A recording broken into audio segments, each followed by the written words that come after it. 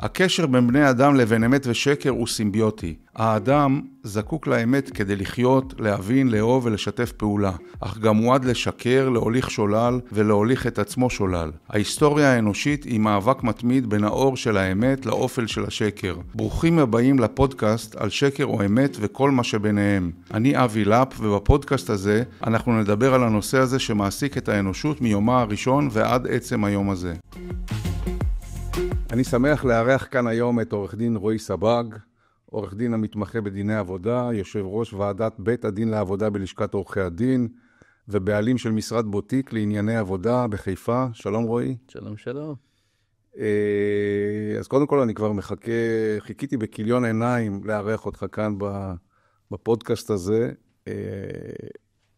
קודם כל גילוי נאות, אנחנו מכירים מזמן, אנחנו עובדים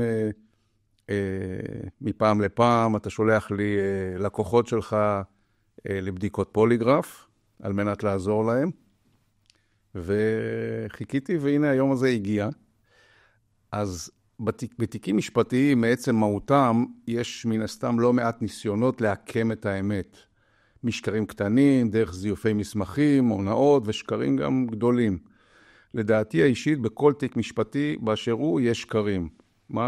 מה דעתך על זה? קודם כל, לפני הכל, תודה על ההזמנה להגיע ולהתארח בפודקאסט המיוחד שלך. בבתי הדין לעבודה יש הרבה פעמים, כמו בכל בית משפט, למעשה את השאלה מי דובר אמת ומי דובר שקר. יש הרבה מחלוקות שהן מחלוקות עובדתיות, ששם בית הדין צריך להכריע. יכול לתת לך דוגמה, למשל עובד, טוען שלא מסרו לו זימון לשימוע, הצד השני אומר שכן מסרו לו, צד אחד אומר שלא היה שימוע, הצד השני אומר שכן היה שימוע, גם במקרים אחרים של הטרדות מיניות, התאמרויות וכו'. הרבה פעמים יש שאלות שהן שאלות עובדתיות, לא בהכרח שאלות של זכויות קוגנטיות, של כן שולם הבראה, לא שולם הבראה, כן שולם פנסיה, לא פנסיה, ששם למעשה זה באמת המתמטיקה. אבל יש תיקים אחרים, או תיקים שהם מעורבים, שיש בהם גם זכויות קוגנטיות, אבל גם שאלות של עובדה. ואז שם עולה הרבה פעמים השאלה, מי דובר שקר ומי דובר אמת. וזו שאלה, ובית הדין צריך להכריע על סמך הראיות שיש לו, על סמך התצהירים שהוגשו בתיק, על סמך המסמכים שהוגשו בתיק, ועל סמך זה בסופו של דבר בית הדין נותן את ההכרעה שלו.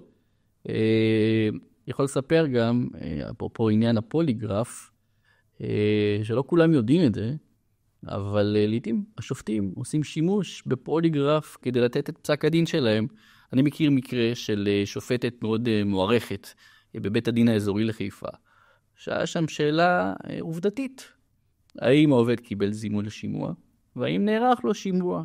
שני הצדדים היו חלוקים, העובד והמעסיק. העובד טען, מה פתאום, מעולם לא מסרו לי זימון לשימוע, מעולם לא נערך לי שימוע. המעסיק טען, מה פתאום, בטח שכן, בטח שמסרו לך.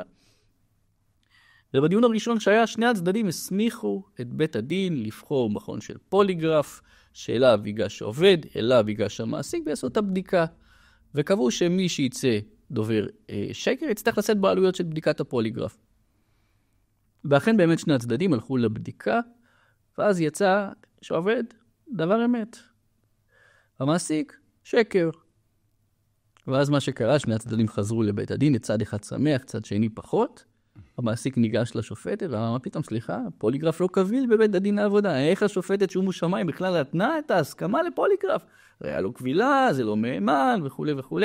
השופטת אמרה, לא, אדוני, לפי ההלכה בבתי המשפט ובבתי הדין לעבודה, אם שני הצדדים יחדיו הסכימו ביחד שהפוליגרף ישמש כראיה לקביעת הממצאים בתיק ולהכרעה במחלוקת שבתיק, אז הפוליגרף תקף לכל דבר ועניין.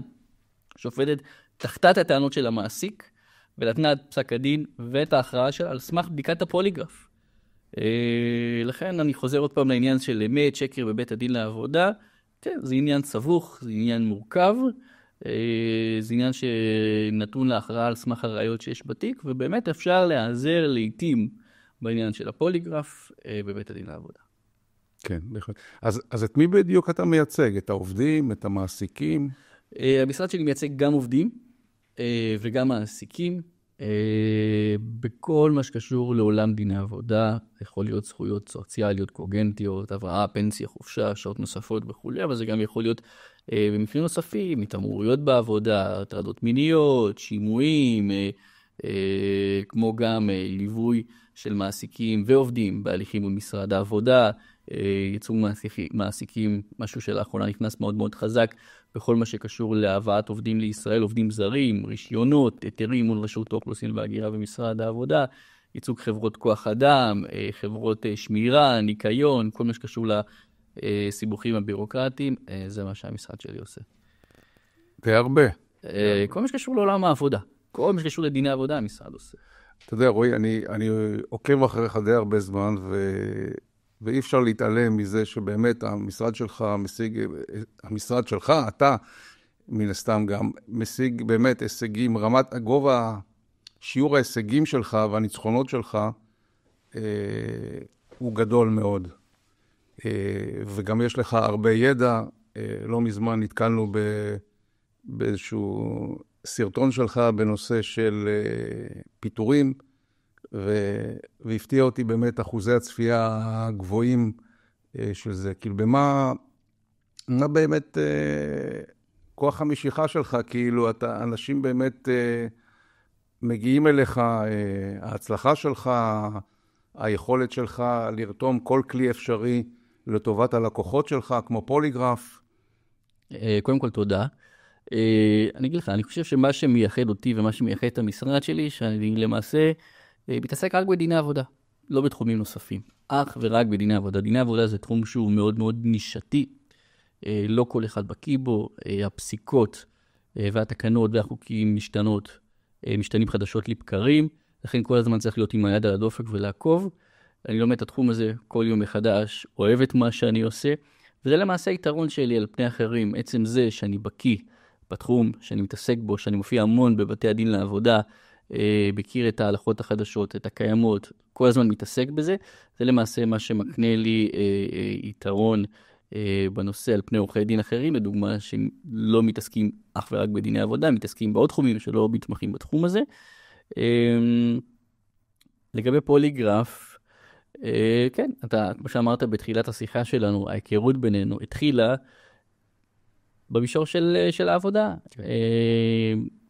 לקוח ראשון שהפניתי לבדיקה אצלך לפני כמה שנים, ומאז היו עוד רבים וטובים מלקוחותיי שהגיעו אליך, ואני אגב רוצה לציין פה, זה משהו שהוא מאוד מאוד חשוב. בעיניי, הרבה פעמים עורכי דין וגם אזרחים מן השורה לא הולכים לבדיקת פוליגרף, כי יש להם איזו מחשבה או איזו תפיסה מוטעית, שאומרת שבדיקות פוליגרף, העלות שלהם היא מאוד מאוד גבוהה. ולכן הם פסלים מראש בכלל את האפשרות ללכת לבדיקת פוליגרף. אז אני כאן רוצה לנצל את המעמד הזה, ולעדכן שלא. עלות של בדיקת פוליגרף היא שווה לכל כיס, והיא שווה את השימוש בה, כי היתרון של השימוש בפוליגרף גובר בוודאי על העלות שהיא זניחה, לעומת אמצעים אחרים שאפשר להשתמש בהם, והתועלת היא מאוד מאוד גבוהה. אז לכן אני כן הייתי מציע לעורכי דין וגם לאזרחים שצריכים את השימוש של הפוליגרף, לא לחשוש מעלויות, זה משהו שהוא שווה וכדאי לעשות. באמת ההלכה, במדינת ישראל אין חוק הרי לגבי פוליגרף, לגבי השימוש בפוליגרף בבתי משפט, יש מה שנקרא את ההלכה, מה שמקובל. אז לגבי בתי דין פליליים לא מקובל להשתמש בזה כראיה קבילה, אם כי אני חייב להגיד לך, ואני עוקב אחרי כל מיני פסקי דין, שכן מזכירים פוליגרף בבתי משפט פליליים, כן משתמשים בהם בצורה כזו או אחרת, אבל בהליך הפלילי, עד להגשת כתב אישום ושימוע של הפרקליטות, משתמשים, ויש לזה כל מיני שימושים. זאת אומרת, עורכי דין משתמשים בבדיקות פוליגרף לא רק בבתי משפט, אלא הרבה קודם לכן.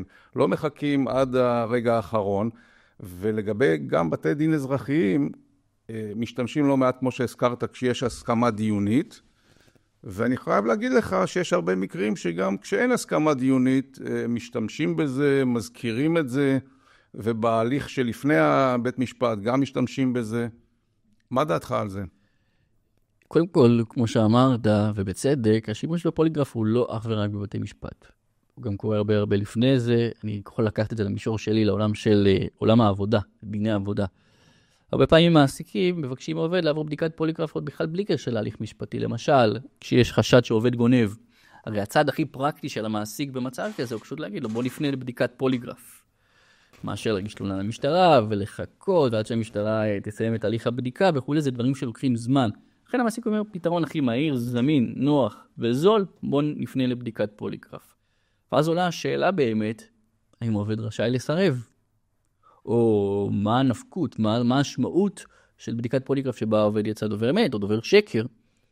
עכשיו אני אציין פה כמה דברים. קודם כל, האם עובד רשאי לסרב לבדיקת פוליגרף? אז כן, אין חובה לעובד לבצע בדיקת פוליגרף, אין אפשרות למעסיק להכריח עובד לעבור בדיקת פוליגרף, ויותר מזה, אם העובד מסרב לבצע בדיקת פוליגרף, אין לזה שום משמעות מבחינת המעסיק. המעסיק לא יכול להגיד, אני חושד בפלוני שהוא גנב לי כספים מהקופה, הוא מסרב לבצע בדיקת פוליגרף, ולכן אני אפטר אותו על עצם הסירוב, וזה ממש לא חוקי ולא נכון, וגם במקרים האלה בתי הדין לעבודה פסקו פיצויים לעובד.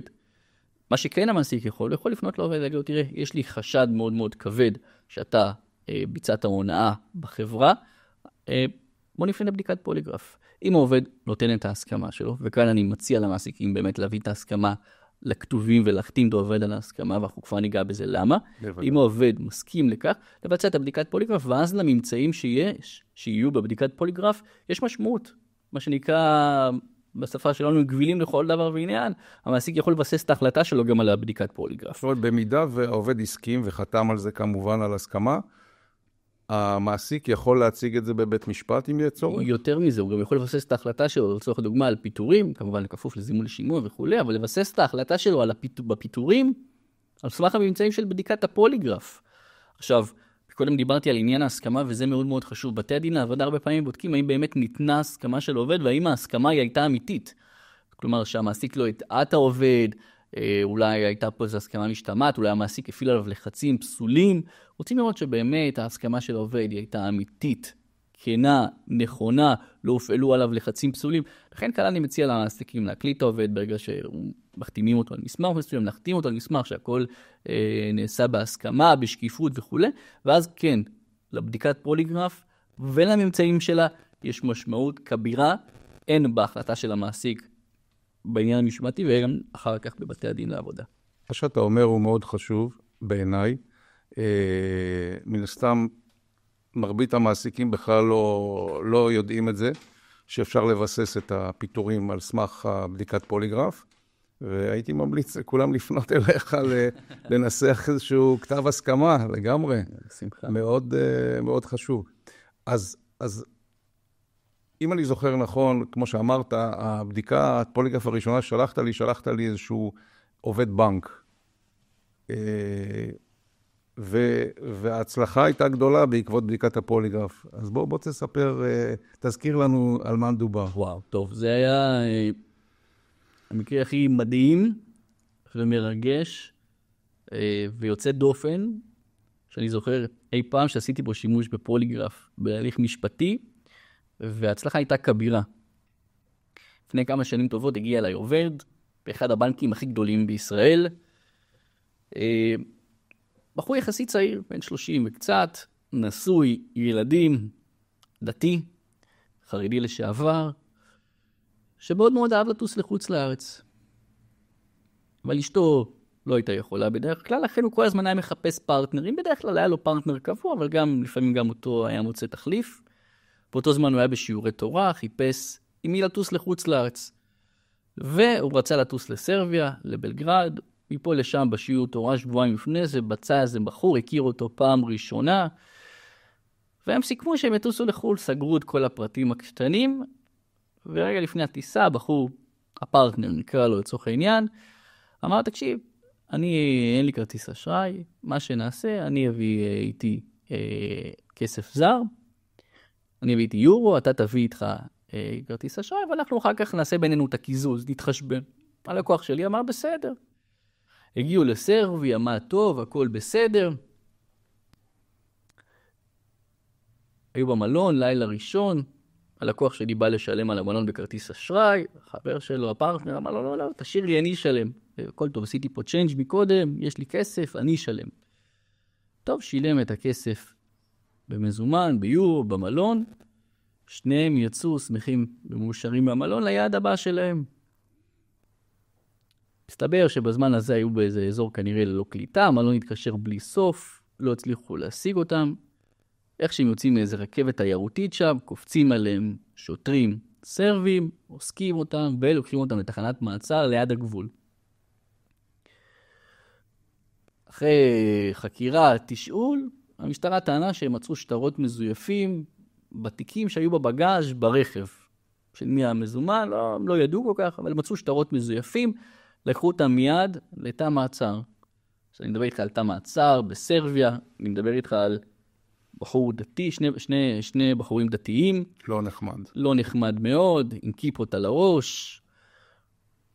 סבלו מהתעללות מאוד לא פשוטה בכלא, במעצר, מצד כל מיני טורקים, כל מיני קצורים נוספים שהיו שם. ספגו הקנטות, השפלות, יריקות, הפרידו ביניהם, שני תאים נפרדים, הם לא נתנו להם להיות בקשר עם אף אחד, היה להם גם קשיים מאוד גדולים בשפה. ככה הם שרו במעצר, אני לא אספר את כל הפרטים, אבל ככה הם שרו במעצר במשך שבוע, המשפחה שלהם רק אחרי 3 ימים ידעו איפה הם, בזכות חב"ד, נציג חב"ד שהגיע אליהם, זה הסיפור. עכשיו למה אני מספר את כל זה? כדי שנבין את המצב הנפשי שבו היה מצוי העובד, הלקוח. מצב נפשי מאוד קשה, השפלות, לא אכל כי האוכל לא כשר, נציג חב"ד רק אחרי 3-4 ימים הביאו לו, לא היה בקשר עם המשפחה, כשבזמן הזה הוא כבר היה אמור לחזור לארץ, לעבודה שלו.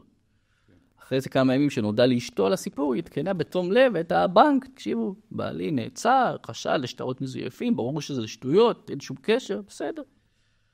אחרי 8 ימים שחררו אותו מהמעצר, אותו ואת החבר, אחרי שהוא ראה שופט, גם לא הבין, יותר מדי, התרגום היה מאוד לוקה באולם הדיונים, שחררו אותם עם כנס, היה איזה עורך דין מקומי שסייע להם, גם הרבה מאוד קשיים בתרגום, בהבנה וכו'. אחרי 8 ימים ברחו, שחררו אותם והם חזרו במהרה לישראל. איך שהעובד הגיע, והיה בטוח שהבנק יקבל אותו בחיבוק חם, קראו לו, בוא אומר לחקירה. החקירה, עכשיו סיימתי מעצר, בוא אלינו לחקירה. למה? אתה מואשם בשטרות מזויפים, אנחנו בנק, יש לנו בנק ישראל מעלינו, מה זאת אומרת? אנחנו לא יכולים, אנחנו גוף בנקאי, אנחנו לא יכולים להשאיר עובד שהיה עניין מולו בעניין של שטרות מזויפים. אנחנו לוקחים פה סיכון מאוד גדול, בוא אלינו לחקירה, לביקורת פנימית של הבנק. עובד רק חזר. יום אחרי שהוא חזר, מ8 ימים במעצר, תת תנאים, יריקות, השפלות, חזר לארץ יום אחרי זה ביקורת. טוב, קוראים לו לחקירה, תקשיב, אתה מואשם במלא דברים, ביקשנו את המסמכים מהר מסרביה, מבית המשפט, ממשרד הפנים, מהמשטרה וכו'. ואנחנו עכשיו מקבלים אותם, אנחנו ננסה לתרגם אותם מהר, ומחר אתה גם, יש לך מחר בבוקר, בדיקת פוליגרף. מכון פוליגרף שעובדים בבנק. העובד מבוהל, לחוץ, לא יודע עוד מה קורה, כולו מסוחרר מה8 ימים של המעצר. טוב, אמר, אני לא עשיתי כלום, אני אלך לבדיקת פוליגרף. הלך לבדיקת פוליגרף, שאלו אותו מספר שאלות ויצא דובר שקר. שאלו אותו אם הוא ידע על השטרות מזויפים, היה לו חלק בזה ויצא דובר שקר. עכשיו, בנוסף לזה גם הבנק קיבל את המסמכים מסרביה וניסה לתרגם אותם, והתרגום לא היה טוב, והיה כל מיני בלגן, וחשבו שהוא ניסה לברוח מהגבול, כבר הוציאו אותו בחור מאוד מאוד פלילי, זה ראש מאפיה עם שטרות מזויפים שניסה לחצות את הגבול. בסדר, ככה הוא הגיע אליי מבוהל עם אבא שלו, שהוא רב מאוד מוכר ומכובד פה בחיפה, עם האמא, 3 נסרים מאוד, רק תעזור לנו לא לנקות את השם של הבן שלנו, איך ידברו עלינו, מה יגידו עלינו. ככה התחיל התיק. אחד הדברים הראשונים שאני עשיתי זה קודם כל אמרתי, רגע, היית נסער, היית למצב נפשי לא טוב, בוא נשלח אותך לבדיקת פוליגרף חוזרת. העובד מסכן כבר היה כל כך מבוהל, כבר פחד רק מהמילה פוליגרף, אמרתי לו, הכל בסדר. חיפשתי בודק פוליגרף, ככה הגעתי בפעם הראשונה אליך, שלחתי אותו לבדיקת פוליגרף, הכנו לו רשימה של שאלות, ובאמת יצא דובר אמת. כן, חד משמעית. חד משמעית יצא דובר אמת. במקביל, פניתי לרשויות בסרביה, התהליך ארוך, קיבלתי את כל המסמכים, תרגמתי אותם, הראיתי שההבנה לא הייתה נכונה, וביחד עם הבדיקת פוליגרף המתורגמת, עם המסמכים המתורגמים ובדיקת הפוליגרף שהוא עברה אלינו, התחלתי לעשות שימוש, העובד בזמן הזה זומן לשיחת שימוע לפני פיטורים, הוא היה בטוח שהוא הולך הביתה, האשמות מאוד מאוד כבדות. והגעתי לשיחת השימוע עם כל הממצאים, הן עם בדיקת הפוליגרף, הן עם המסמכים המתורגמים, ועוד הרבה מסמכים שקיבלתי מהרשויות שם, וצריכתי להפוך את הקערה, ולמעשה להראות שבדיקת הפוליגרף שעובד עבר המהימנות שלה הייתה בעייתית לנוכח המצב הנפשי. הבדיקה הראשונה, לנוכח המצב הנפשי הקשה שהוא היה מצוי בו. הצלחתי להראות את כל התנאים, שהוא לא נפגש עם נציג ישראלי במשך תקופה ארוכה, שמנעו ממנו קשר עם המשפחה, כל הסיטואציה, הכל ביחד, התרגום הלקוי של מה שהוא אמר, עם העורך דין הסרבי וכו'. בסופו של דבר ניתנה החלטה שביטלה תהליך הפיטורים, ביטלה תהליך השימוע, העובד חזר לעבוד ועד היום הוא עובד. בבנק עובד מוערך ואפילו קידמו אותו. אני יודע, לאחרונה הוא התקן אותי ואמר לי, רועי, זה בזכותך ובזכות בדיקת הפוליגרף ששכנעת אותי לעבור. אז זו דוגמה קלאסית למעשה, לשימוש שיש לבדיקת פוליגרף, עוד בכלל לא קשור להליך משפטי, אלא לפני זה בהליך משמעתי. ואני יכול להגיד לך שאני יודע שלבדיקת הפוליגרף הזאת הייתה משמעות כבירה בהפיכת ההחלטה של הבנק, ובזה שבסופו של דבר החיים של העובד הזה היו יכולים להשתנות. כלומר, היו יכולים למצוא את עצמו יוצא מן הבנק אחרי שנים ארוכות של נתינה, על משהו שהוא לא היה בהכרח באשמתו. וואו. אז זה סיפור אחד מיני רבים על בדיקת פוליגרף שעשיתי בשימוש, בהליך משמעתי, ועל התוצאה המדהימה שהייתה בסוף. וואו. תשמע, קודם כל זה מרגש אותי כל פעם מחדש לשמוע שהבדיקת פוליגרף שלי עזרה למישהו, לכאן או לכאן, אגב. לפעמים, אתה יודע, אני עושה בדיקת פוליגרף ובן אדם יוצא דובר שקר, ובסופו של דבר אני שומע באמת שהוא באמת עשה את מה שהוא עשה. אז אני קודם כל שמח תמיד לגלות שהבדיקה הייתה מדויקת וטובה. כשעושים בדיקה כמו שצריך, על פי כל הסטנדרטים, אז אין שום סיבה שהבדיקה לא תצא מדויקת. לפעמים באמת יש כל מיני גורמים שמשפיעים ועלולים לשבש בדיקת הפוליגרף, כמו מצב נפשי קיצוני של נבדק, בעיות נפשיות, תרופות, סמים, ניסיון של בודק פוליגרף גם. אז זה לא מפתיע אותי, זה קורה מדי פעם, לא תמיד אגב בגלל הבודק. אז קודם כל אני באמת שמח לשמוע שהבדיקה עזרה. זה קורה לי מדי פעם, אני אגב לא עושה פולו-אפ על בדיקות הפוליגרף שאני עושה, כי אתה יודע, אפילו מטעמים בשבילי, כאילו, אני מעדיף להתנתק, לא לעסוק נקרא לזה באנרגיה השלילית של אחרי הבדיקה, ואתה יודע, ושולח את הבן אדם לדרכו בהצלחה. אבל כן, לפעמים קורה, הנה, אני שומע ממך שזה באמת עזר, שזה היה משהו, זה היה בורג חשוב אני אומר לך, זה היה מדהים. אני אומר לך, תקשיב, בזכותך ובזכות בדיקת הפוליגרף הזאת, צריכתי להשאיר את העובד בעבודה. אחרת החיים שלו היו מתהפכים מקצה לקצה. בדיקת הפוליגרף הזאת, באמצעותה ובאמצעות כלים נוספים, אבל לבדיקת הפוליגרף היה משקל מאוד מאוד מרכזי. צריכתי להפוך את הקערה ולשכנע את הבנק שהעובד אין בינו לבין ההונאה שום קשר. כן. אז זה שימוש מדהים, וזה, כמו שאמרתי מקודם, זה דוגמה אחת, כי אנחנו יצאנו לעבוד הרבה פעמים מאז, ולעשות הרבה העברה של לקוחות שלי אליך. הרבה פעמים אני עושה בזה באמת בהקשר של שימועים. אמת או שקר, כן? אז כדי לנסות לשכנע את המעסיק, שהלקוח שלי הוא דובר אמת. עכשיו, אני רוצה לשאול לך, אגב, פה דווקא שאלה שאני רוצה להפנות אליך, הרבה פעמים יש שאלה האם יש משמעות למכון, כי לפעמים, נגיד, אתה יודע, אני אומר, אוקיי, אני אשלח את הלקוח שלי לבדיקת פוליגרף, ואז הצד השני אומר, אוקיי, אז נקבע את המכון במשותף, או שלא המכון שלך, אלא המכון שלי. האם יש לזה משמעות? הבדיקה היא אותה בדיקה, המכשירים אותם מכשירים, אני מניח, נכון?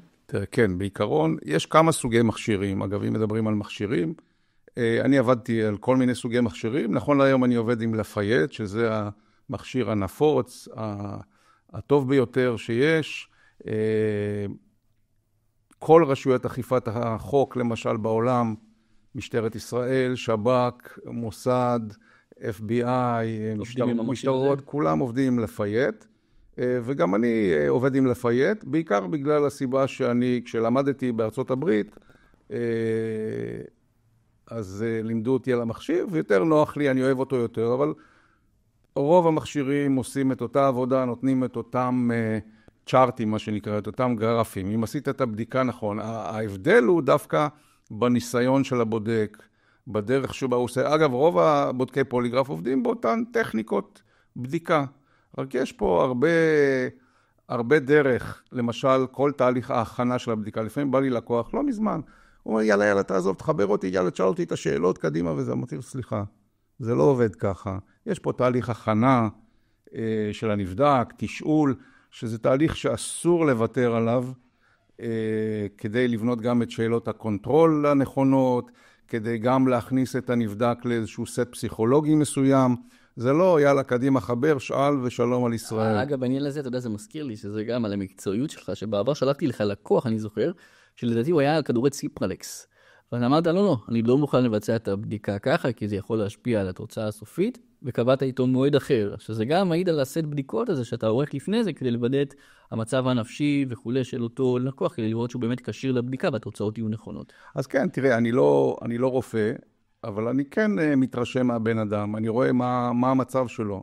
אם הוא ירוד למשל, אם הוא מגיב אליי כמו שצריך. עכשיו, לרוב תרופות, הרגעה או תרופות מעוררות, ציפרלקס, ריטלין וגם סמים, לרוב לא משנות את התוצאה. למה? כי טכניקת הבדיקה בעצם מבטלת את ההשפעות האלה, אבל יש סיכוי קטן שזה עלול כן להשפיע, כן לשבש, וקודם כל אני אומר את זה מראש, לעורך דין, לנבדק, אני נותן את ההזדמנות לקבוע מועד אחר, כדי שהבדיקות יהיו מדויקות. אתה יודע, למשל, אם אנחנו מדברים על ציפרלקס, אז אתה יודע, אולי חצי מהאוכלוסייה משתמש בציפרלקס. רמת החרדות במדינה היום זה משהו מטורף. אז כאילו אתה לא יכול לבטל חצי אוכלוסייה, לרוב זה, אבל כן, אני רואה מה המצב של הנבדק, אני גם עושה מה שנקרא בדיקת קיול כזאת, ואני רואה את התגובות שלו. קרה שלמשל בן אדם לקח תרופות הרגעה, הגיע אליי ופשוט נרדם. וכל המדדים נראו כמו בן אדם כאילו שהוא באאוט לחלוטין, לא רוצה להגיד מת, אבל שהוא באאוט. ואי אפשר להמשיך בבדיקה כזאת. הייתי שואל שאלה, עוד באמצע המשפט, נרדם, מתחיל לנחור לי באמצע הבדיקה.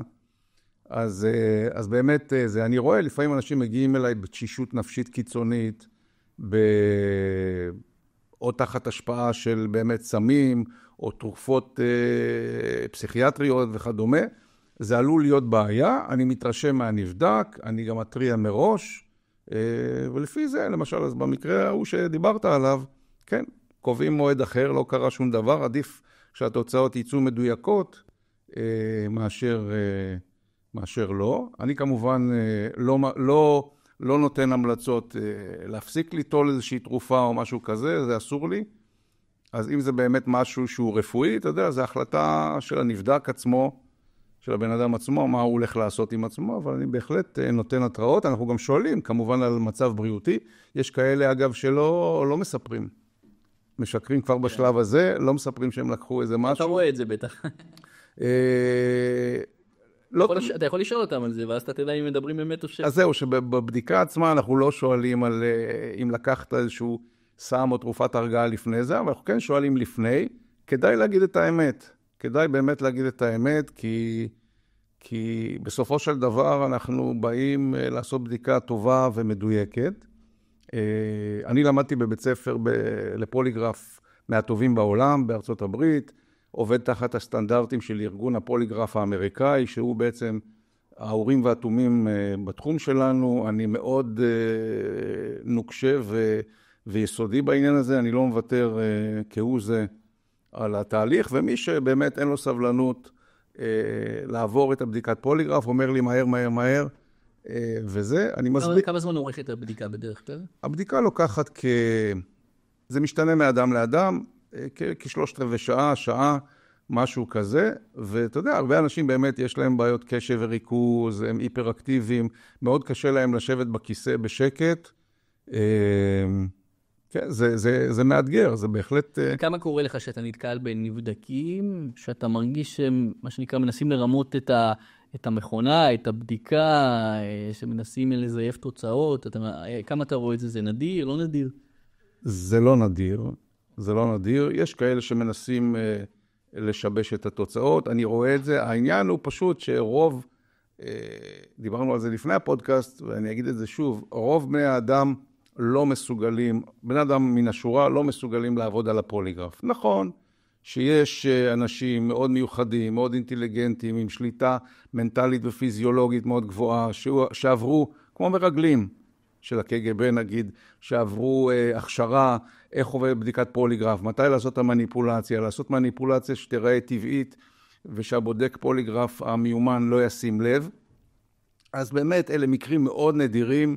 רוב האנשים שאנחנו ממילא עושים להם בדיקת פוליגרף, הם לא מרגלים, ולא עוברים הכשרה כזאת ארוכה ומתישה בשביל להצליח לעבוד בדיקת פוליגרף. רוב, אגב, השיבושים באמת קורים, ואז באמת קשה להוציא תוצאות, זה אנשים שמשבשים בכוונה או שלא בכוונה, כמו תזוזות, כל מיני הפרעות כאלה ואחרות, קיבוצי שריר וכאלה, ואז באמת לפעמים יש תוצאה לא חד משמעית, אני לא מצליח להוציא תוצאה, אבל לצאת דוברי אמת, זה... אתה הקדמת אותי, כי רציתי לשאול אותך, איך נראה השיבוש של אדם מן היישוב, איך נראים הניסיונות שלהם, אז אתה אומר שזה קיבוצי שרירים, זוזות. אז זה נקרא באנגלית counter measures, אני קורא לזה, נקרא למניפולציות, כמו קיבוץ שרירים, קיבוץ פי הטבעת, הכנסת נעץ לרגל, וללחוץ ככה עם האצבע ולקבל דקירה מכאיבה כדי לנסות לשבש. העניין פה הוא ששני דברים. קודם כל, אלה מניפולציות הכי פשוטות וטיפשיות לעשות, כי אני מיד רואה את זה. זה אחד. ושתיים, הם לא יודעים איפה לעשות את המניפולציה. באיזה שלב? באיזה שלב, באיזה שאלה. הם לא מבינים את ההבדל בין שאלה לשאלה. ואז כאילו הם עלולים לגרום לעצמם נזק, אם עושים את זה במקום הלא נכון. אז כל מי שנכנס לאינטרנט וכותב איך אפשר לעבוד על פוליגרף, וקורא כל מיני עצות אחיתופל, אני ממליץ לו לא לעשות את זה. פשוט לא לעשות את זה כי זה הדבר היחידי באמת. כבר הגיע אליי פעם איזושהי בחורה צעירה שעבדה בתחנת דלק, והיא נחשדה בגנבות מהחנות נוחות. אתה יודע, ופלים, סיגריות, עניינים וזה. והיא פשוט, מה שהיא עשתה, היא לא ידעה מה לעשות ומתי לעשות, אז היא פשוט קיבצה שרירים לאורך כל הבדיקה. הערתי לה זה מספר פעמים, היא התעממה, היא אמרה, אני לא יודעת איזה שרירים אני מקבצת, לא יודעת, על מה אתה מדבר? אמרתי, תשמע, אני לא יודע על איזה שרירים את מקבצת, אבל את מקבצת, אז בבקשה תפסיקי. לא עזר כלום, היא קיבצה את השרירים לאורך כל הבדיקה, קראה אותה לגזרים כמו שאומרים, הבדיקה יצאה לא חד משמעית, התוצאות. מתקשר אליי הקב"ט של אותה רשת תחנות דלק, הוא אומר לי, אבי, מה לעשות עם זה? אמרתי, תשמע, תסיק את המסקנות לבד. כאילו, היא עשתה לי הפרעות פראיות לאורך כל הבדיקה. אני מבחינתי, התוצאה היא לא חד משמעית. אז הוא אומר לי, הבנתי. והם כבר, אתה יודע, זה עניין של החלטה שלהם, מה הם עושים. אגב, מעסיק, כן. היא הסכימה לעשות את הבדיקה הכל, רק היא פשוט שיבשה. הצליח לה. את הבדיקה. הצליח לה, כן, לפחות היא לא יצאה דוברת שקר. אבל, אז זה משהו שכשמישהו שולח מישהו לבדיקת פוליגרף, צריך לקחת בחשבון מצב כזה. אנשים רוצים תוצאה. דובר אמת, דובר שקר, אומר למה שילמתי בעצם. אבל לפעמים, כשנבדק בה נחוש, לשבש את הבדיקה ולקרוא אותה לגזרים, אז אתה יודע, זו גם תוצאה. כן. שאפשר... כן, אבל זה נשמע שהצליח לה, אבל בדרך כלל זה לא מצליח לאדם מן היישוב שמנסה לבצע מניפולציות כדי לשבש את התוצאות. נשמע שזה אחת זה לא משהו שהוא שכיח. כן, זאת אומרת, זה לא סוג של מניפולציה שהיא הצליחה לעבור את הבדיקה ולקבל את התוצאה שהיא רצתה. אבל בסוף התחילת זה הצליח לה, כי אין תשובה חד משמעית בסוף הבדיקה. נכון, היא קיבלה תוצאה לא חד משמעית. אני לא יודע, כאילו, אני לא עושה פולו-אפ, אבל אני מניח שהיא לא המשיכה לעבוד בתחנת דלק הזאת, ואני מניח שמצאו את הסיבה לפטר אותה. אתה יודע, אפשר למצוא סיבות, לא חסר. אבל כן, אבל... בדיעבד אפשר להגיד שזה הצליח לה, אבל זה הדרך היחידה באמת שאדם מהשורה יכול כאילו לצאת מזה, במרכאות, כי היא לא לגמרי יצאה מזה. כן. אז כן.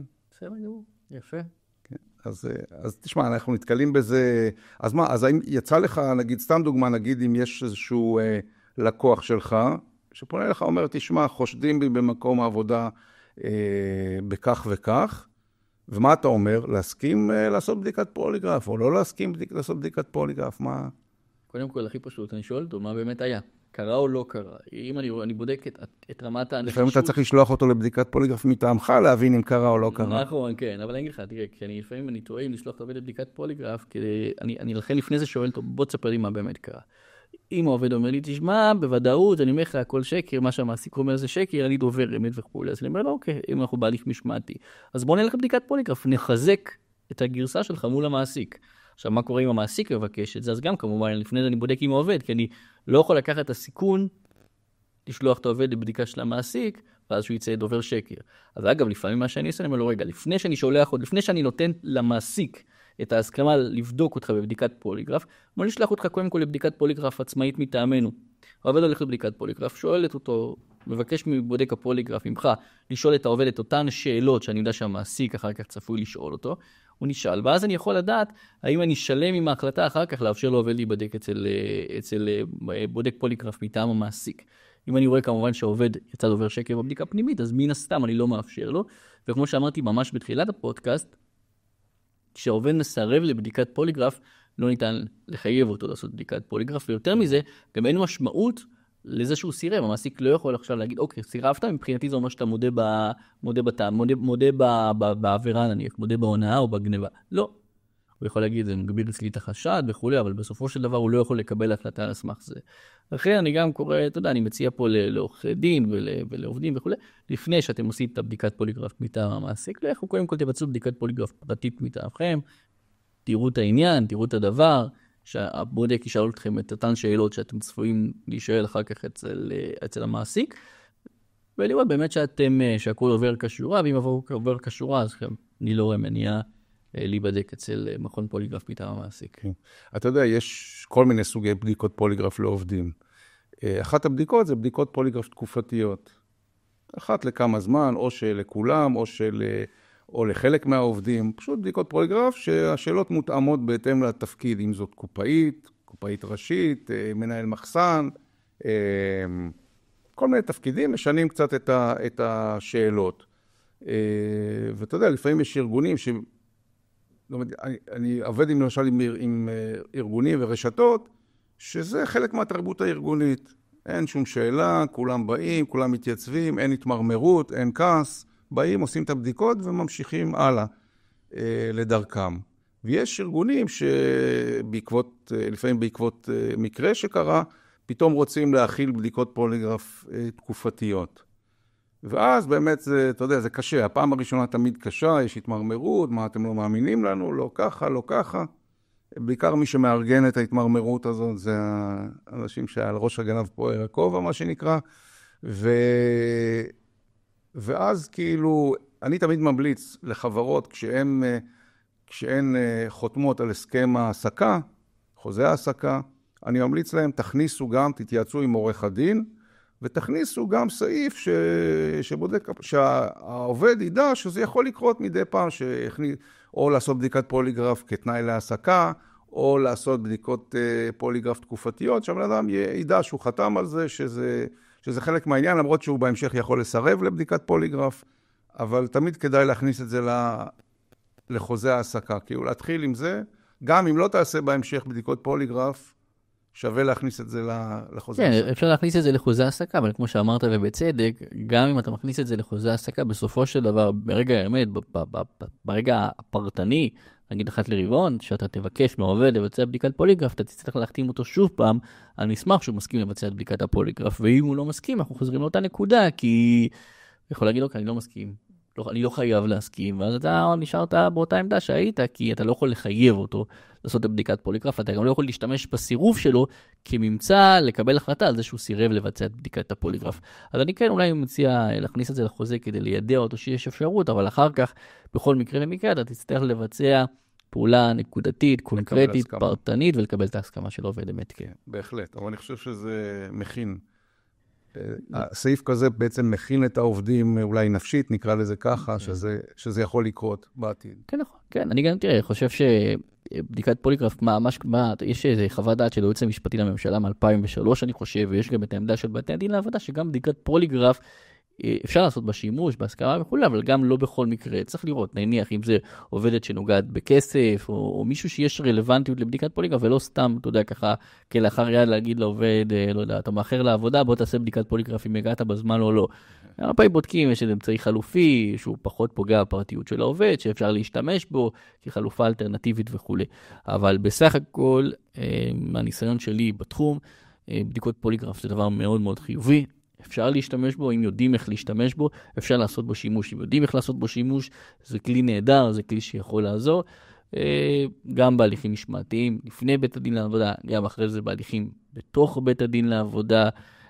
לפעמים, אתה יודע, יש הליכים בבית הדין לעבודה שיכולים להימשך 4 ו5 שנים, שכל ההליך הזה עם ארגזים של ארגזים של ארגזים, אם המעסיק מסר לעובד זימון לשימוע, או לא מסר לעובד זימון לשימוע. ואז באותו מקרה שדיברתי עליו מקודם, הרי בסופו של דבר אחרי דיון אחד, אחרי כמה חודשים, השופטת סגרה את התיק. למה? כי אמרה, אוקיי, בואו רק נראה אם... במקום עכשיו לנהל הליך שלם, ואתה תביא 10 עדים, ואתה תביא 10 עדים, וכן מסר זימון לשימוע, והיה לי תיק הזה שניהלתי, המעסיק אמר שהוא מסר את הזימון לשימוע באמצעות עובד, ואותו עובד אמר שאני מסרתי את זה לעובד אחר, ועובד אחר אז אמר שהוא הניח את זה על השולחן, ואז בא עובד אחר, ונתן את זה סיפור כזה שלם, העובד קיבל זימון לשימוע או לא קיבל. ואתה יודע, אם בסופו של דבר שני הצדדים מסכימים לבדיקת פוליגרף, נגמר העניין, כי אחר כך אפשר לבסס את פסק הדין על בדיקת הפוליגרף, ואני יכול להגיד לך יותר מזה. לפעמים אפשר להשתמש בזה כטקטיקה, לבוא ולהגיד אם אתה בטוח בלקוח שלך, ואולי עשית גם בדיקת פוליגרף מקדימה בעניין הזה, ואתה בטוח ב100% שהוא דובר אמת, לבוא ולהגיד בדיון קדם למשל, אוקיי, אז בואו נלך לבדיקת פוליגרף, לפי הפסיקה, לפי ההלכה, אם שני הצדדים מסכימים, אז בואו, אז יש לזה משמעות לקביעה, ואפשר להכריע על סמך זה, בואו נלך לבדיקת פוליגרף. אם הצד השני מתחיל לגמגם, אז אוקיי, גם אם בית הדין עכשיו לא יכול להגיד, אוקיי, הוא מסרב, אז הוא דובר שקר, אבל בסופו של דבר שופטים הם בני אדם, הם בשר ודם, וזה יכול לחלחל באיזשהו אופן לקו המחשבה של השופט, להגיד, רגע, יש לי פה צד אחד שמוכן לגמרי לבצע בדיקת פוליגרף. הצד השני לא מוכן. יותר מזה אני יכול להגיד, לפעמים שווה מה שנקרא לצרף לתיק של בית הדין לעבודה בדיקת פוליגרף שביצע העובד.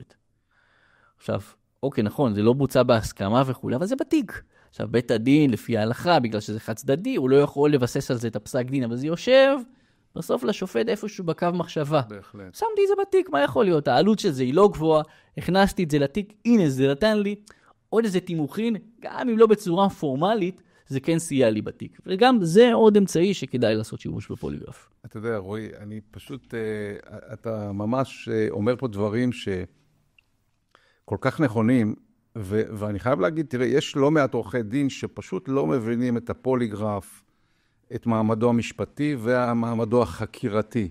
הם לא מבינים איך הפוליגרף יכול לעזור להם לנצח עבור לקוחותיהם, בהתחשב בכך שכמו שאמרנו, ההליך הוא יחסית פשוט, קצר, זול יחסית, ממש, וגם דיסקרטי. זאת אומרת,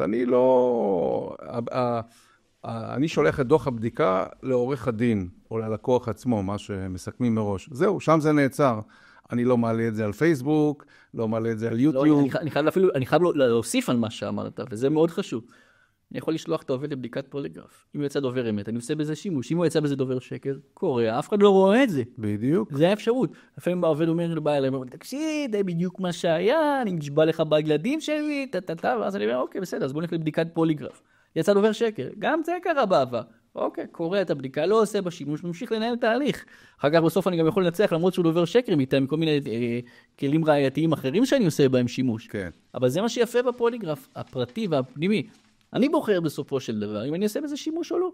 אף אחד לא רואה את זה, זה לא כמו בדיקת פוליגרף ששני הצדדים הסכימו ושולחים לבודק פוליגרף, ושני הצדדים מקבלים העתק. כאן אני שולח את הבדיקת פוליגרף פרטית. אני יכול לדעת, אני יכול לעשות בזה הרבה שימושים. אני יכול להחליט שאני מצרף, נגיד אם זה יצא דובר אמת, אז אני יכול להחליט לצרף את זה לתיק. כן. אני יכול אם זה יצא דובר אמת להגיע לצד השני, אוקיי. אני בוא לשלח את העובד לבדיקת פוליגרף ונבדוק מי דובר אמת ומי לא. שאני יודע שיש לי גב מהבדיקה הקודמת. כלומר, זה כלי טקטי ואסטרטגי וכלי ראייתי שכן ניתן לעשות בו שימוש, אם יודעים איך לעשות בו שימוש נכון. עכשיו, אני אגיד לך יותר מזה, ואני רואה את זה בעיקר בבתי דין רבניים, למשל, זה ענייני משפחה, אבל זה יכול להתאים לכל תחום. זאת אומרת, יש תמיד את האפשרות שבית הדין או בית המשפט יגיע לאיזשהו מבוי סתום וישלח ויציע לשני הצדדים בהסכמה לגשת לבדיקת פוליגרף. ועורך דין, אני תמיד אומר להם, תהיו מוכנים לזה. מה זה אומר להיות מוכנים לזה? שלח את הלקוח שלך לבדיקת פוליגרף פרטית, מה שנקרא במכון, כמו מכון פוליגרף אמינות, אצלי למשל, ותראה מה יוצא. אם הלקוח דובר אמת, יופי, אחד, אתה יכול להכניס את זה לתיק. 2, אתה יכול לשמור את זה למקרה שמשהו ישתבש בדרך. וגם תדע אם להסכים לשלוח את הלקוח שלך, אם השופט יעלה את זה או הדיין יעלה את זה, אז תדע שאתה צריך לסרב ותהיה מוכן. זאת אומרת, תדע איך לסרב. למצוא כבר להכין אני אומר את זה ככה, להכין את התירוצים מראש.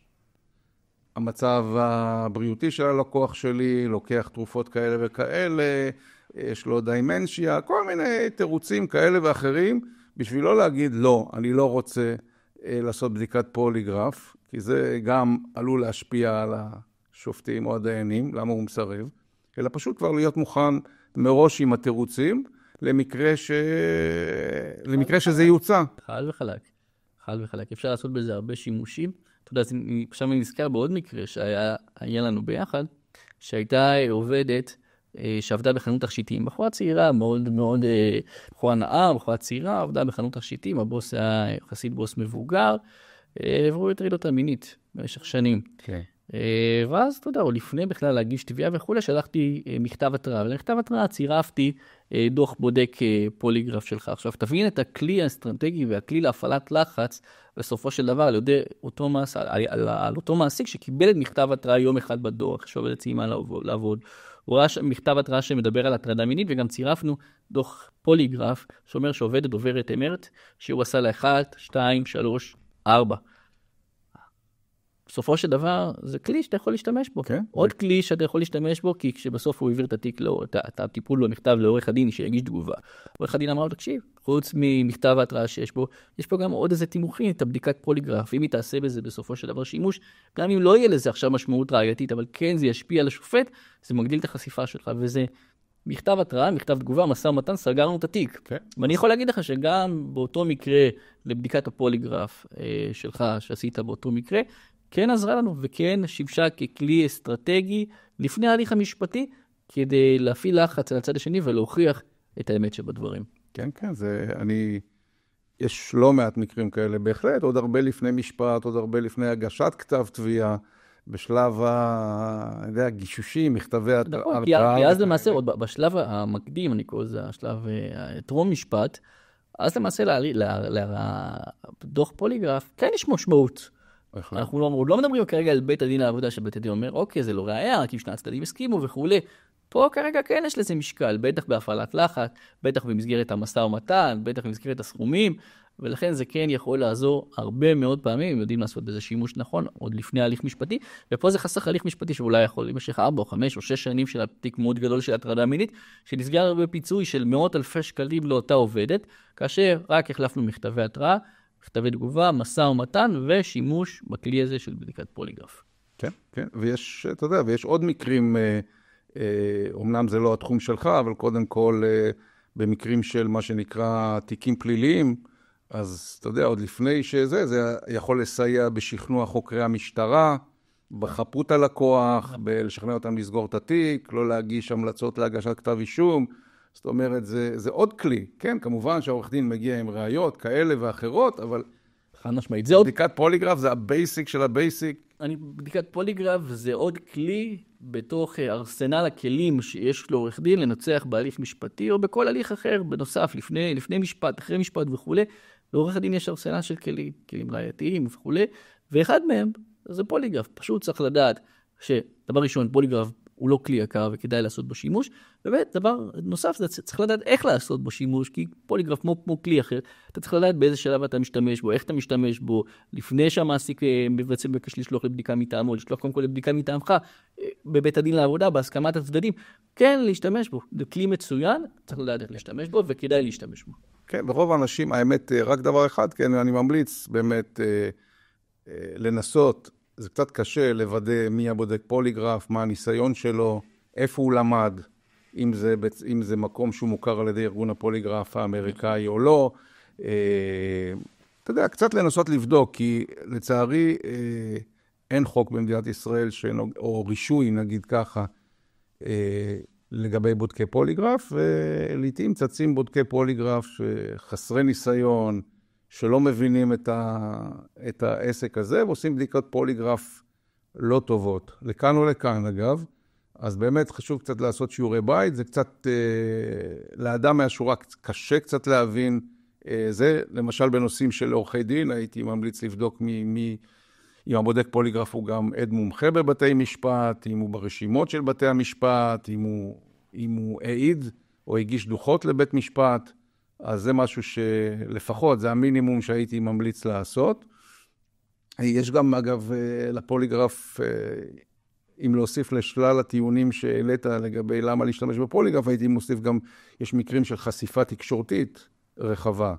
כשמדובר בעיקר בכל מיני סלבריטאים וכאלה, בדיקת פוליגרף לכאן או לכאן, אז בהחלט אפשר להשתמש בבדיקת פוליגרף כעוד איזה מין הוכחה, ואנחנו נתקלים בזה חדשות לבקרים בתקשורת. זה מציג בדיקת פוליגרף, ההוא מציג בדיקת פוליגרף, אז בהחלט אפשר גם להשתמש בזה. זה קורה. אמנם רוב התיקים המשפטיים מתנהלים מתחת לרדאר התקשורתי, אבל יש מקרים שכן, אז זה גם עוד סיבה טובה להשתמש בפוליגרף. בהחלט, מסכים.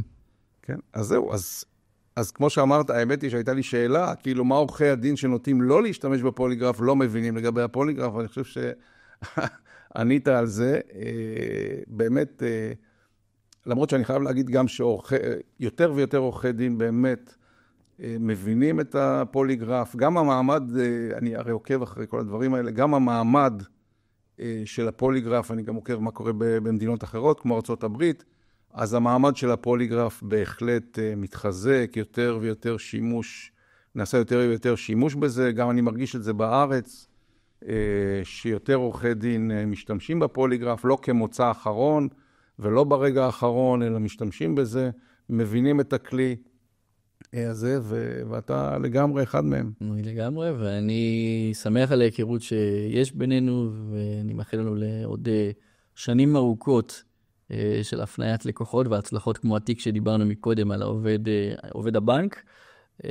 וכמו שאמרתי, פוליגרף זה כלי נהדר, כדאי לעבוד איתו, רצוי לעבוד איתו, גם צריך לדעת איך לעבוד איתו, ואם אתה עובד איתו נכון, בתור עורך דין, אתה יכול בהחלט לקטוף איתו הרבה הצלחות. כן, ואגב, אני תמיד אומר, אפשר להתקשר אליי, ואני מניח גם שלבודקי הפוליגרף האחרים, להתייעץ בחינם, בחופשיות, בדיסקרטיות, ולא מעט עורכי דין באמת פונים אליי, שואלים, גם לגבי ניסוח השאלות, איך להשתמש. לא כולם מבינים, נכון. לא כולם מבינים איך לשאול את השאלות. שאלות הרי פוליגרף הן שאלות רק על עובדות, והן שאלות סגורות, שהתשובה עליהן היא רק כן או לא. אז יש כל מיני מגבלות, וצריך לדעת איך לרתום את הכללים האלה לטובת העניין, והייעוץ הוא חופשי. אני אף פעם לא סירבתי, גם כשזה לא עורכי דין, הרבה אנשים פרטיים מתקשרים אליי ושואלים אותי שאלות, וחוזרים ושואלים אותי שאלות, ואני לא רואה בזה בזבוז זמן. אני עונה לכולם, גם אם לא יצא מזה בדיקת פוליגרף בסוף. תודה לך, שמחתי מאוד להתארח בפודקאסט.